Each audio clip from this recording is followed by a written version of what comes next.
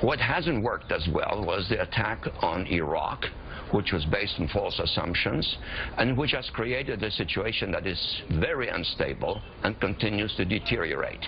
The intervention in Libya by the British and the French with our backing hasn't worked out too well, and the French and the British haven't been very effective. We are now pointed towards something somewhat similar but more dangerous in Syria, because Syria is interlocked with Iran.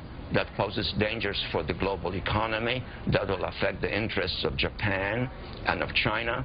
We should be building an international coalition to impose some sort of a solution. We should be seriously negotiating with the Chinese and the Russians. Involve the Japanese as well, because they're influential. So are the Indians, incidentally, who are dependent on energy. That is the kind of response that might have some effect. Instead, we're essentially engaging in mass propaganda, portraying this as a democratic war. Who is fighting for democracy? Qatar and Saudi Arabia are fighting for democracy.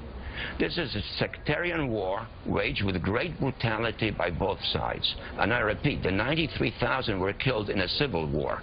They weren't killed just by the Syrian regime. There are two sides to that struggle, and neither one is waging it in a particularly attractive fashion.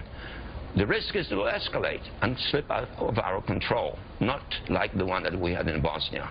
And hence, I think we have to be more strategic, more determined, and the leadership has to be more directed from the top down, involving the president and his top foreign policy advisors, not by some casual communiques worded in a vague fashion, because we don't even know whether these incidents, which killed 100 people or 150 people, preceded or followed Obama's so-called red line.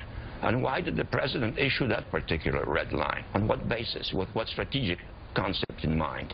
This is what's so baffling about this whole thing. It's a tragedy, and it's a mess in the making, and one that can enlarge, involve Turkey perhaps also in this problem, and Turkey is having internal difficulties.